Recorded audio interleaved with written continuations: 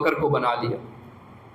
تو حضرت علی کا یہ فرمان موجود ہے۔ اب یہ بات یہاں پہ ہمیں سمجھ آ جاتی ہے۔ اگلی بات، جب حضرت ابو بکر رضی اللہ تعالیٰ عنہ خلیفہ بنتے ہیں تو اس موقع کے اوپر ایک بات کی جاتی ہے کہ حضرت فاطمہ الزہرا رضی اللہ تعالیٰ عنہا جو تھی وہ آئیں اور باغ فدق کا مطالبہ کیا کہ مجھے باغ فدق دیجیے، یہ میرے والد کا باغ تھا، میری وراثت ہے، مجھے عطا کر دیجیے۔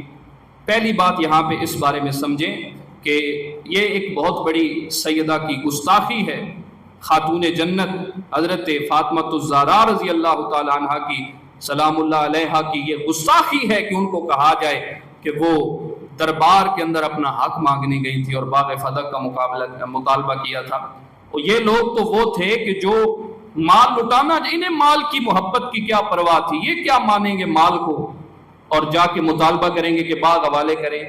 تو ہمارا قانون ہے کہ عورتیں نہیں جایا کرتی عدالتوں میں مطالبہ کرنے، وہ اپنے شوہروں کو بھیجا کرتی ہیں یا اپنے بھائیوں کو، اپنے باپ کو جا کے مطالبہ کرو، مرد گھر کے مردوں کو بھیجا جاتا ہے۔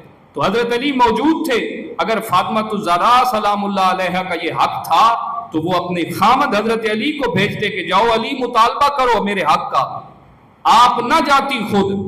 تو یہ اس بات کی دلیل ہے کہ ویسے گڑی ہوئی بات ہے کہ حضرت فاطمہ نے جا کے مطالبہ کیا اور یہ کہا اور وہ کہا۔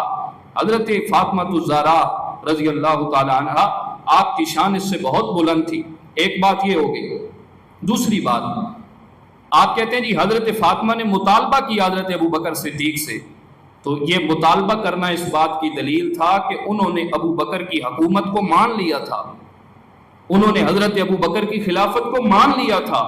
اگر وہ حضرت ابو بکر کی خلافت کو نہ مانتی، حکومت کو نہ مانتی، تو پھر اس چھوٹے باغ فدق کا، یہ تو چھوٹا معاملہ ہے، اس کا مطالبہ نہ کرتی، بلکہ اپنے خاوند حضرت علی المرتضیٰ کی حکومت کا مطالبہ کرتی کہ ہماری سلطنت وہ بڑا معاملہ ہے، وہ ہمیں دے دو۔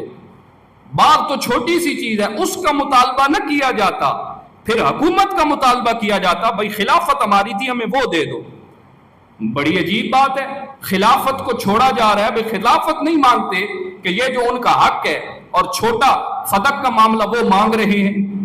تو یہ ہمیں باتیں سمجھ نہیں آتی، یا تو انہوں نے فدق مانگ کے یہ حکومت کو نہیں مانگا اس لیے کہ ابو بکر کی حکومت ٹھیک تھی اور ان کو تسلیم کر لیا، اور یا فدق بھی نہیں مانگا۔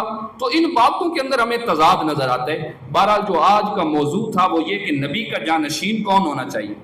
تو حضور کا جانشین ہونے کے لیے اللہ کا قرآن کہتا ہے کہ یہ امانتیں اہل کے سپرد کرو، وہ اہل ہو، کسی کام کا بیڑا اٹھانے کی اہلیت اس میں ہوگی، نہ اہل کی اگر سپرد حکومتیں کی جائیں گی تو وہ نہیں چلیں گی۔ دوسری بات، اللہ کے رسول کے فرمان کے مطابق الائمۃ من القریش، فرمایا اہل شخص بھی دیکھنا ہو تو قریشیوں میں سے دیکھنا، قریشیوں میں سے امام ہوں گے۔ تو ہم دیکھتے ہیں جو خلفائے راشدین تھے یہ سارے قریشی نظر آتے ہیں۔ حضرت ابو بکر بھی قریشی ہیں، حضرت عمر بھی قریشی ہیں، حضرت عثمان بھی قریشی ہیں، حضرت علی بھی قریشی ہیں، حضرت حسن بھی قریشی ہیں، امیر معاویہ بھی قریشی ہیں۔ تو یہ سارے قریشی لوگ تھے اور اہل لوگ تھے۔ حکومت کے معاملے میں نیکی نہیں دیکھی جاتی کہ فلاں اتنا بڑا بزرگ ہے، فلاں اتنا بڑا نیک ہے۔ نیک ہونا بہت بڑی بات ہے، لیکن کام کے معاملے میں اہلیت دیکھی جاتی ہے کہ وہ بندہ اہل کتنا ہے۔ ورنہ حضرت بلال سے نیک کون تھا؟ لیکن حضرت بلال کو حکومت دینے کا مطالبہ کوئی نہیں کرتا، کیونکہ غلام ہے، ساری زندگی غلامی میں گزاری ہے۔ کون کہے کہ بلال کو حکومت دو؟ حکومت وہی کرے گا جس کے اندر حکومت کی اہلیت ہوگی، جس کی بات لوگ مانیں گے۔ ایک مسکین بندے کو حاکم بنا دو، اس کی کون بات مانے گا؟ حاکم عمر جیسا ہوگا کہ جس کے کوڑے سے زمین بھی ہل جائے گی، ہلتی زمین روک سکتی۔ حاکم عمر جیسا ہوگا جس کے خط سے دریائے نیل کا پانی چلا کرتا تھا۔ حاکم امیر معاویہ جیسا ہوگا، حاکم حضرت علی جیسا ہوگا، حاکم حضرت عثمان جیسا، حضرت ابو بکر جیسا ہوگا کہ جن کا کوڑا بھی چلے گا، جن کی تلوار بھی چلے گی۔ تو یہ دو جانشین کے انتخاب کے بارے میں آج کی باتیں سمجھ آ گئیں۔